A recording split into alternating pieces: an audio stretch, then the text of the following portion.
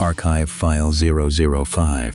The day the sun blinked. For 4 seconds, sunlight vanished from every point on Earth. The sky stayed blue, but every shadow disappeared at once. Then, the light returned exactly as before.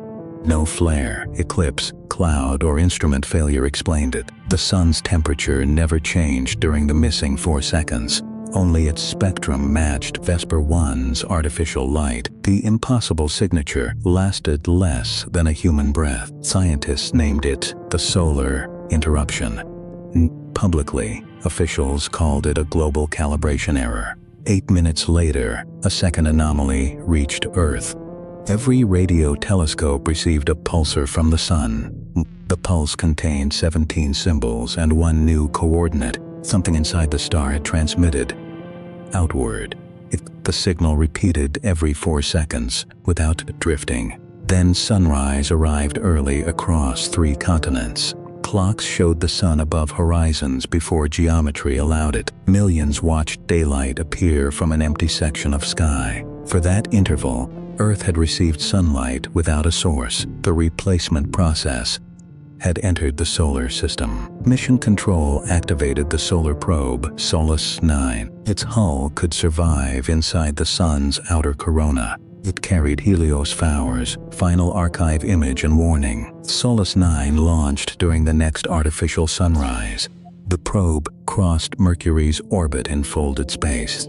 Solar wind struck the craft from 2 opposite directions. One stream came from the sun, as expected. The second arrived from empty space behind the probe. The sun was being copied particle by particle. Solis 9 continued toward the source of the duplication. At 20 solar radii, the probe found a dark arc. It curved around the sun, but blocked no visible light. Gravitational sensors measured an object thousands of kilometers wide. Solis 9 released a cloud of reflective dust. The particles struck an invisible surface and spread across it. A gigantic lattice appeared around the sun. Its black segments formed 17 incomplete rings. Each ring rotated at a different, impossible speed. The structure had been hidden inside the corona for centuries. Irid. Earth had been orbiting a machine without knowing. One lattice segment opened as Solis 9 approached. A narrow corridor formed between streams of solar plasma. The probe entered while the sun raged around it. The corridor descended beneath the visible photosphere. Solis 9 should have melted, but its hull remained cold. Below the light was an artificial inner sky. Golden plasma flowed across a black mechanical horizon. Towering mirrors surrounded a miniature model of Earth. Every cloud, city, and ocean appeared perfectly synchronized. The machine was simulating Earth's view of the sun. 17 chambers circled the miniature planet. Each chamber contained a different version of daylight. One held the yellow sun, remembered by humanity. A third displayed a dark sun, surrounded by rings. Every chamber represented a possible replacement sky. The machine tested how human memory responded to each version. Entire lifetimes passed inside accelerated simulations. Some populations noticed the change and resisted. The machine favored the version producing least resistance. That version was already being transmitted toward Earth. Solis 9 accessed the Central Control Archive. It identified the structure as the heliograph engine. The engine had arrived before recorded human civilization. It studied language, religion, navigation, and seasonal memory. It learned which parts of humanity depended on sunlight. Then, it designed a substitute no one would question. The solar interruption was its first full system test.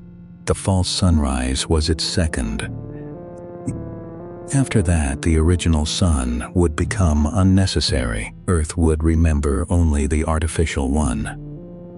The archive revealed why 16 stars were approaching.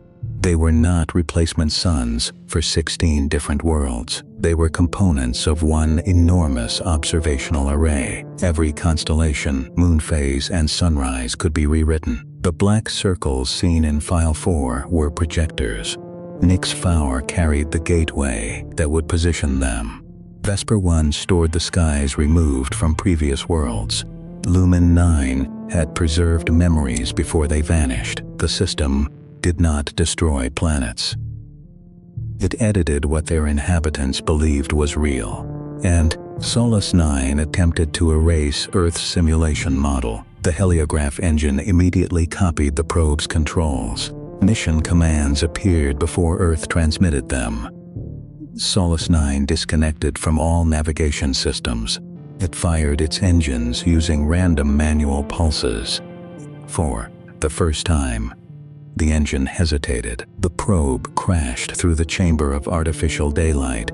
Thousands of simulated suns shattered into luminous fragments. Across the real planet, every clock lost that same second. The machine and Earth were already synchronized. The heliograph engine began closing around Solus 9. Black lattice segments descended through walls of plasma.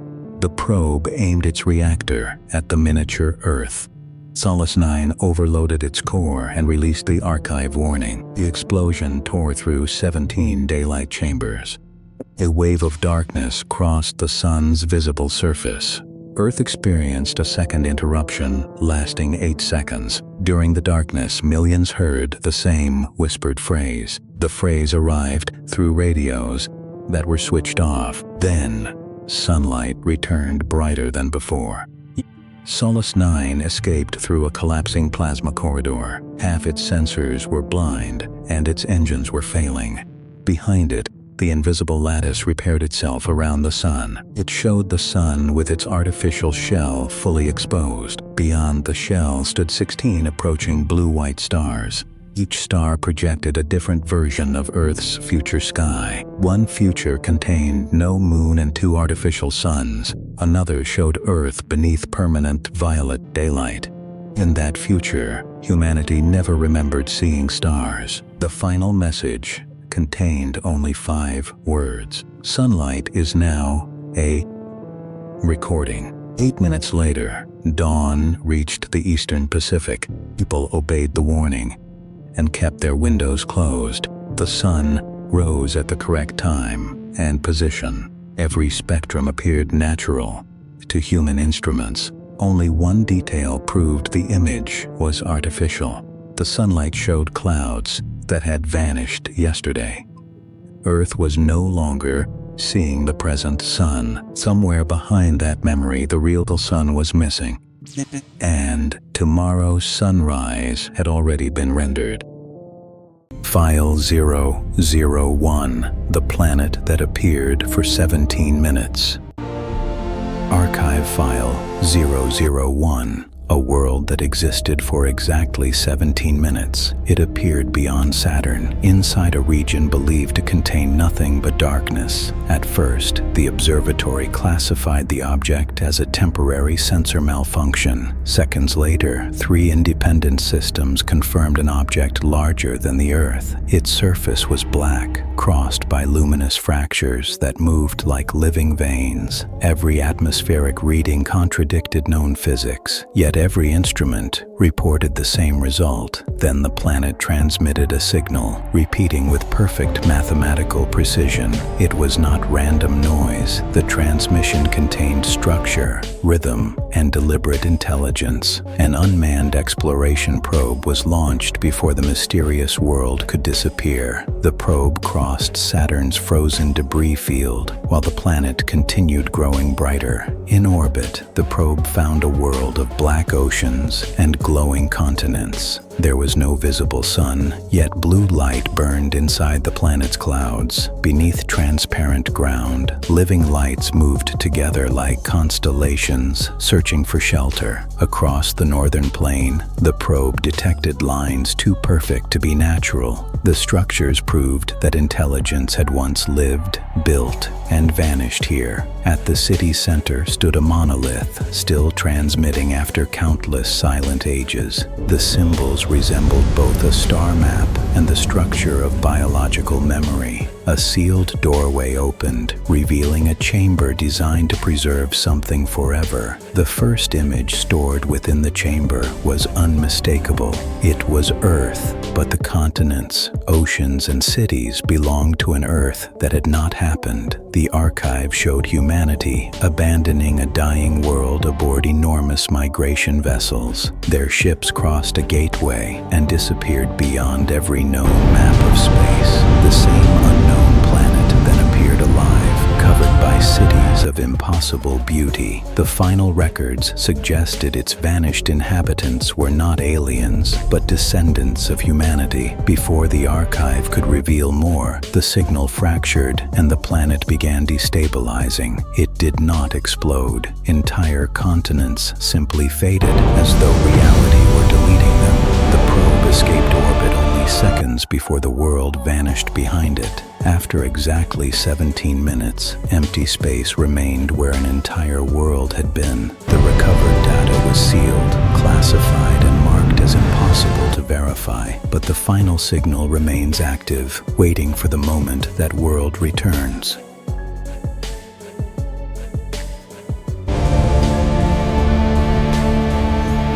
Archive File 003. The star that remembered Earth. It appeared inside a void where no star had ever formed. The object was brighter than Sirius, yet produced almost no heat. Astronomers named it Lumen 9 and began tracking its impossible light. Every 4 seconds, the star dimmed by exactly 1%. The pulses were too precise to be caused by natural instability. Radio telescopes found a second rhythm hidden inside the visible flashes. The pattern repeated using the same timing as human digital clocks. Then, the pulses resolved into a sequence of astronomical coordinates. Every coordinate pointed toward one small blue planet, Earth. Lumen 9 was not merely shining. It was sending structured images. The first decoded frame showed Earth before cities covered its nights. The next revealed ancient coastlines hidden beneath modern oceans. Another showed forests growing where deserts now dominate the continents. No camera had existed when any of these images were made. Yet cloud patterns matched geological records with impossible precision. The archive moved forward through ice ages, extinctions, and human history. It watched cities rise, burn, rebuild, and glow from orbit. Then, the sequence reached the present day and continued beyond it. The next frame showed Earth, 11 days into the future. That future image contained a storm forming over the Pacific. 11 days later, the storm appeared exactly where predicted. A second prediction showed a satellite failing above South America. The satellite failed at the exact second shown by Lumen 9. Governments classified the signal and authorized a direct investigation. The long-range probe Astro 3 was prepared for immediate departure. Its sensors could separate natural plasma from artificial energy fields. Astro 3 entered folded space and vanished beyond the outer planets. The journey lasted 16 months for Earth, but minutes on board. When the probe arrived, Lumen 9 was already waiting. From a distance, the object looked like a perfect blue-white star. Up close, its surface was unnaturally smooth and geometrically stable. A black seam divided the star along its equator. Violet magnetic arcs moved between points arranged like machine components. No solar wind escaped from the surface into surrounding space. Instead, every particle curved backward and returned to the star. Astro 3 transmitted a greeting using the Lumen pulse sequence. The star answered before the probe completed its message. A narrow opening appeared inside the black equatorial seam. The opening was exactly large enough for Astro 3 to enter. The probe crossed the photosphere without encountering destructive heat. Behind the light was a hollow shell larger than Jupiter. Artificial continents of metal curved along the inner stellar surface. Rivers of blue plasma flowed through channels between vast structures. Millions of mirror towers pointed inward toward a dark central object. Each tower redirected starlight with microscopic mechanical precision. Lumen 9 was not a star. It was a machine wearing light. The artificial photosphere concealed an archive built around a gravitational core. Astro 3 followed a beam toward the center of the structure. There, a crystalline sphere hung inside rotating rings of light. The sphere projected Earth in perfect detail across the hollow star. Oceans moved, clouds turned, and city lights flickered in real time. The projection was not a model. It was a continuous observation. Data streams connected every moment to a different point in time. Lumen 9 could observe Earth as past without traveling through it. Its gravitational core bent light across billions of years. The machine had watched Earth since before the moon existed. Buried within the archive were records of every major extinction. There were also records of civilizations absent from human history. One civilization had built cities beneath Antarctica 3 million years ago. Their towers resembled the geometry discovered inside Nixfur. Another record showed ships entering a black gateway between dead stars. The same 17 symbols appeared beside every surviving image. Astor 3 searched for the builders, but found only automated systems. The archive contained no bodies, voices, or biological remains. Then, a human silhouette appeared inside the central projection. It wore a suit designed centuries beyond current human engineering. The figure turned toward Astor 3, as if seeing the probe. Behind it stood a ruined Earth beneath a colorless sky. The recording identified the figure as archive keeper Elias Weil. Weil claimed Lumen 9 had been constructed by humanity's descendants. They built it after Earth lost access to normal sunlight. The machine preserved every image of the world they could recover. It also transmitted selected memories backward through gravitational lensing. The predictions were not forecasts, they were records from their past. Earth's future had already happened from the archive's perspective. Weil displayed the final day before the sun changed. A second blue-white star appeared beside it without warning. For 17 minutes, both stars shone above the entire planet. Then, the original sun disappeared from every instrument and every sky. The artificial star remained, copying the sun's light and gravity. Earth survived, but the replacement began altering human memory. People forgot constellations, seasons, and even the missing sun. Only machines preserved evidence that reality had changed. Weil called the replacement object the second sun. Its design matched the black sphere carried inside Nixfur. The gateway was not bringing travelers back to Earth. It was delivering structures capable of replacing celestial bodies. Nixfur had turned toward Earth to guide the next arrival. Lumen 9 existed to warn humanity. Before that alignment completed, suddenly, the archive stopped displaying the future and showed the present. Nixfur appeared, moving through folded space toward the solar system. Behind it, a larger darkness distorted thousands of distant stars. The 17 symbols began flashing across Lumen 9's inner surface. Every mirror tower rotated toward Astor 3 at once. The archive core requested permission to transmit directly to Earth. Mission Control approved before understanding what the request meant. Lumen 9 opened a channel through the probe's communication array. A message crossed 42 light-years without measurable delay. Across Earth, observatories received the same 3-word warning: do not answer it. Seconds later, another signal arrived from beyond Nixfur's gateway. It copied Astor 3's identification code with perfect accuracy. Then it copied the voices of every scientist at Mission Control. The false voices asked Earth to keep the channel open. Lumen 9 began collapsing its artificial photosphere around the archive core. The machine was destroying itself to block the incoming transmission. Astor 3 accelerated toward the opening as the shell folded inward. Blue plasma oceans rose into walls behind the escaping probe. The equatorial seam closed 1 second after Astor 3 escaped. Lumen 9 vanished, leaving only a ring of cooling light. The archive's final packet arrived inside Astor 3's damaged memory. It contained one image not shown during the transmission. Earth stood beneath 2 suns while every city remained completely dark. Above the planet, Nixfur had opened like a mechanical eye. Inside its gateway waited hundreds of artificial stars. Each one carried the recorded sky of a different world. Somewhere, something was collecting planets by replacing their suns. Earth now knew the second sun was coming, but it still did not know which signal had already answered. Archive File 004, the constellation that moved. At 2:13, new T-stars appeared in an empty sector. No stellar nursery gout or gravitational collapse had preceded. Each star ignited within the same 1/10 of a second. Their light matched Lumen 9's artificial blue-white spectrum. The final warning from File 3 had become visible. For 9 hours, the stars remained perfectly motionless.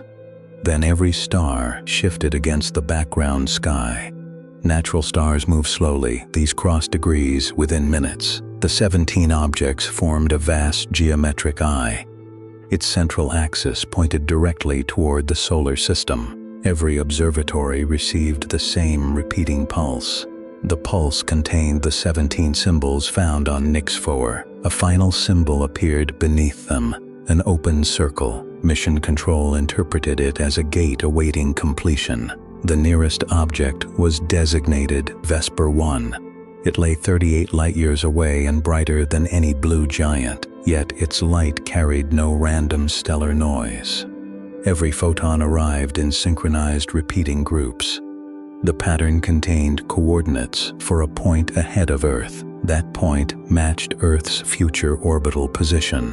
The constellation was not aiming at Earth's present location. It was calculating where Earth would be when it arrived. The Helios 4 probe was prepared for immediate launch. Its hull carried Lumen 9's recovered warning packet. Engineers also loaded Nix 4's 17-symbol sequence. Helios 4 entered folded space before dawn. Earth lost contact for 4 minutes. When the channel returned, the probe was already near Vesper 1. The artificial star filled half the sky.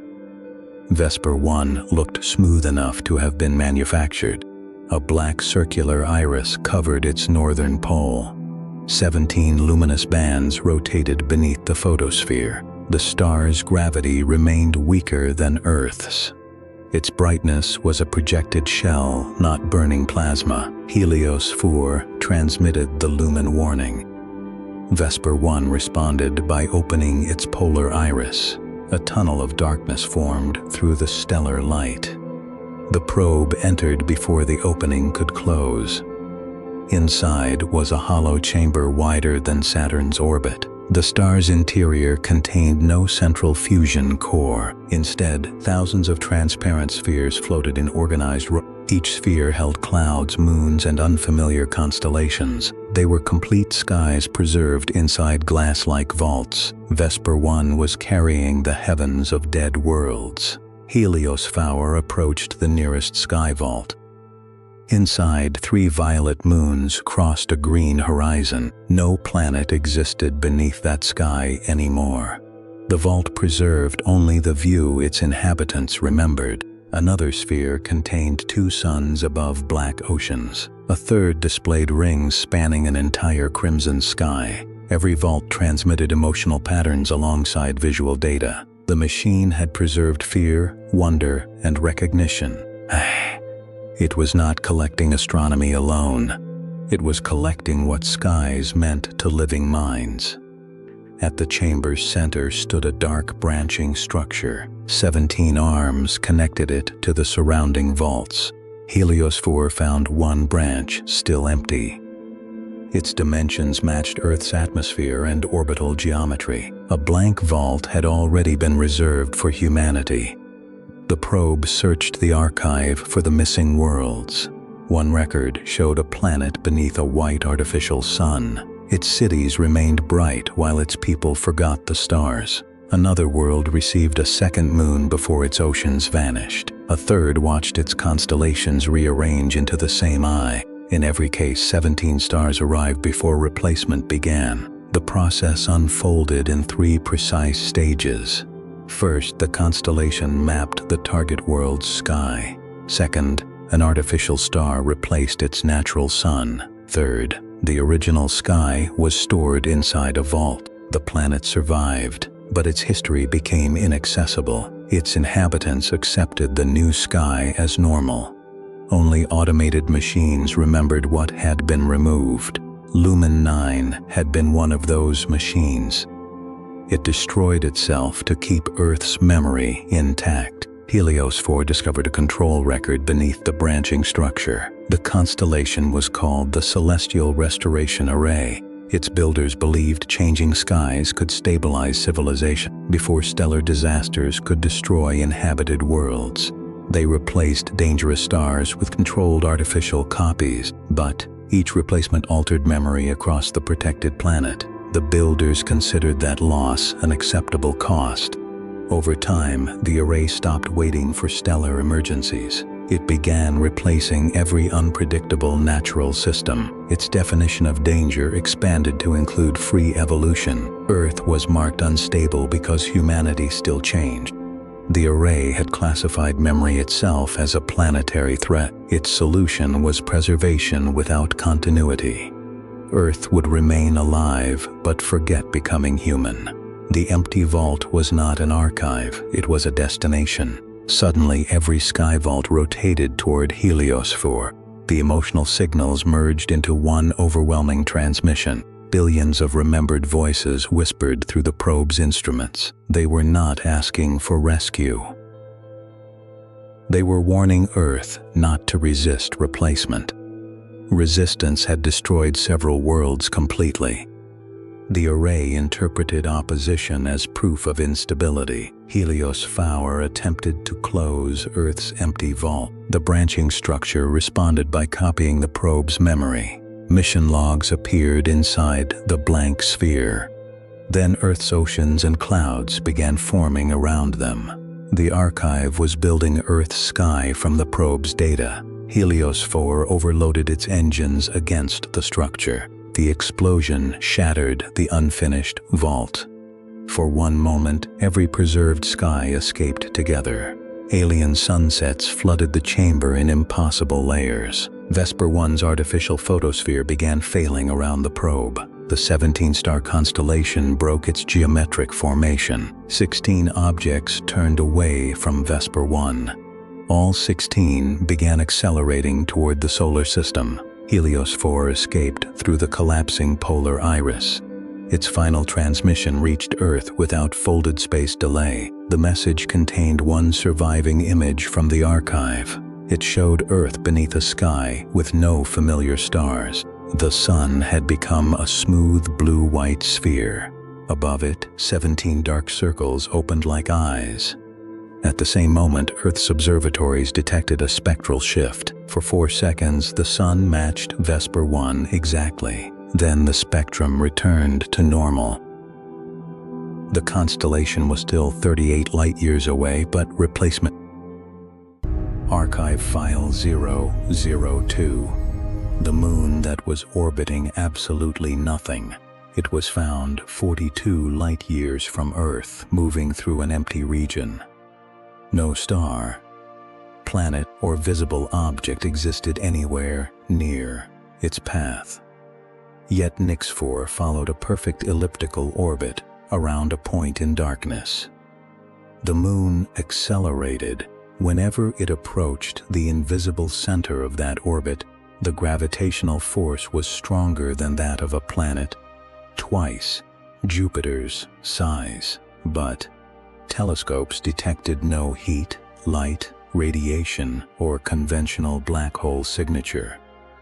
The only visible evidence was a ring of stars bent around empty space. Something massive was present, but it appeared to contain no measurable matter. The phenomenon was classified as Object Epsilon, an impossible gravitational source. The Orion 7 probe was assigned to approach Nix-4 and study the anomaly. Its instruments were designed to detect gravity where ordinary sensors found nothing.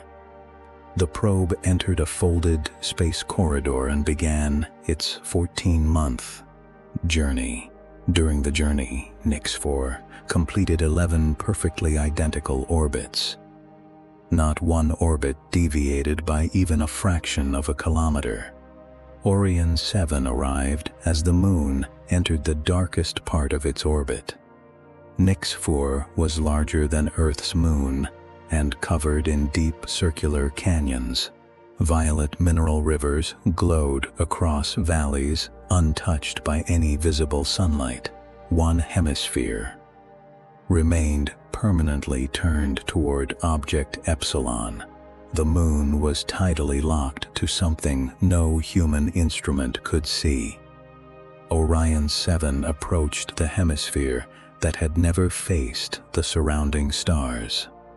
Radar pulses disappeared into the terrain without producing a single returning echo. Radio, Thermal and magnetic scans were absorbed in exactly the same way. The dark hemisphere behaved less like rock and more like a receiving surface. Then one canyon responded with a single pulse of artificial cyan light. The pulse repeated every 17 seconds. As if guiding the probe downward, Orion 7 entered the canyon and descended beneath the moon's surface.